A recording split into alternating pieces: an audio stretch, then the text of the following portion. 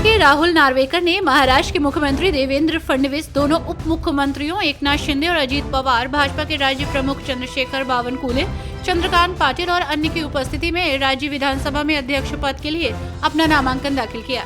अध्यक्ष पद के लिए चुनाव 9 दिसंबर को दोपहर में होना है। बिहार के जमालपुर से भागलपुर के बीच तीसरी रेल लाइन बिछाने के लिए जरूरी मंजूरी मिल गई है। 53 किलोमीटर लंबी रेल लाइन पर 1094 करोड़ रुपए खर्च किए जाएंगे। इससे ट्रेनों की गति बढ़ेगी, नई ट्रेनें चलेंगी और मालगाड़ियों की लोडिंग अनलोडिंग में आसानी होगी। इस परियोजना से रेलवे को राजस्व भी बढ़ेगा और काम नए साल से शुरू होगा।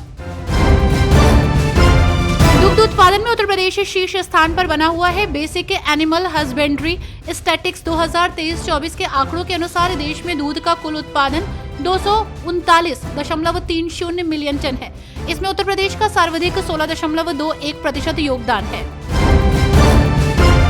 रेलवे ने यूपी को 3 और अमृत भारत की सौगात दी है। जनरल और स्लीपर क्लास में यात्रा करने वालों की सुविधा के लिए रेलवे लखनऊ के रास्ते 3 और अमृत भारत एक्सप्रेस चलाएगा। चंडीगढ़ से वाराणसी, गोरखपुर से मुंबई और हावड़ा से दिल्ली वाया लखनऊ ट्रेनें चलेंगी। अभी 3 रूटों पर अमृत भारत एक्सप्रेस ट्रेनों का संचालन हो रहा है। इसमें लखनऊ के रास्ते आनंद विहार से दरभंगा के लिए एक अमृत भारत एक्सप्रेस है। पंजाब के नगर निगम और नगर परिषद चुनाव की तारीखों का ऐलान हो गया है। 21 दिसंबर को मतदान होगा। नामांकन प्रक्रिया 9 दिसंबर से शुरू होगी। चुनाव ईवीएम से होंगे और 37.32 लाख मतदाता अपने मताधिकार का इस्तेमाल करेंगे। उम्मीदवारों के खर्च करने की सीमा भी तय की गई है। चुनाव को लेकर काफी विवाद हुआ था और मामला सुप्रीम कोर्ट तक गया था। हिमाचल प्रदेश में भाजपा के संगठनात्मक मंडलों की संख्या अब 74 से बढ़कर 171 हो गई है। केंद्र नेतृत्व की स्वीकृति के उपरांत भाजपा हिमाचल प्रदेश के 171 संगठनात्मक मंडल बन गए हैं। पहले इन मंडलों की संख्या 74 थी। भाजपा प्रदेश अध्यक्ष डॉक्टर राजीव बिंदल ने इसकी घोषणा करते हुए बताया कि हिमाचल प्रदेश में चुनाव अधिकारी के रूप में सांसद डॉक्टर राजीव भारद्वाज कार्य कर रहे हैं और एक पुनर्सीमांकन समिति का गठन किया गया था।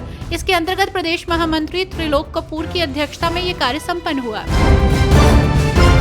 पीडीपी नेता इल्तिजाम मुफ्ती ने हिंदू धर्म और हिंदुत्व के बीच महत्वपूर्ण अंतर पर जोर दिया। उन्होंने हिंदुत्व को 1940 के दशक में वीर सावरकर द्वारा शुरू किए गए नफरत के दर्शन के रूप में वर्णित किया, जिसका उद्देश्य इस विचार को बढ़ावा देकर हिंदू प्रभुत्व स्थापित करना था कि भारत विशेष रूप से हिंदुओं का है।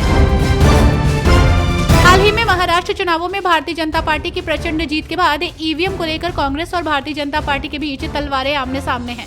वहीं सबसे पुरानी पार्टी के असलम शेख ने अगले चुनावों में मतपत्र के इस्तेमाल की घोषणा करके आग में घी डालने का काम किया है। मतदान प्रक्रिया के उन्नत तकनीकों की विश्वसनीयता पर संदेह जताते हुए शेख ने दावा किया कि इसमें छेड़छाड़ की संभावना है। कांग्रेस नेता ने भारत और कुछ अन्य विकसित देशों के बीच समानताएं भी बताई, जहां मतदान प्रक्रिया मतपत्रों के माध्यम से आयोजित की जाती है। 2025 के बिहार विधानसभा चुनाव से पहले आरजेडी विधायक तेज प्रताप यादव ने दावा ठोका है कि वे महुआ से चुनाव लड़ेंगे।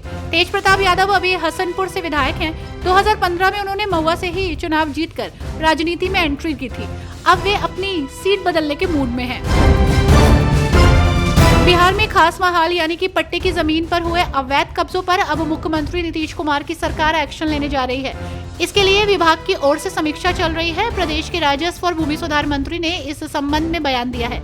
उनका कहना है कि अवैध कब्जे और लीज की शर्तों के उल्लंघन पर कार्रवाई की जाएगी।